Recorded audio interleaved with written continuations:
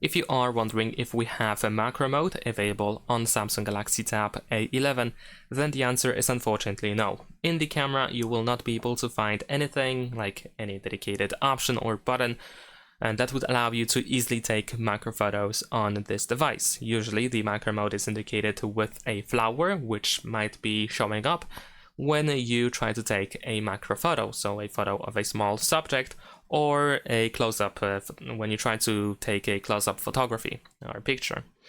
And in this case, this option is simply missing. There is no way to get the flower icon, and there is no way to easily take a macro photo.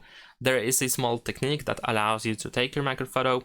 You just have to keep the camera in some distance, essentially, as long as you have the focus, so as close as possible before you drop the focus of the subject. And then in addition to that, you can use zoom as well. So with the zoom, you can actually take a macro photo, or some sort of a macro photo at least, so we can try to make the best out of what we have. And that's pretty much it. Thanks for watching, leave a like and subscribe.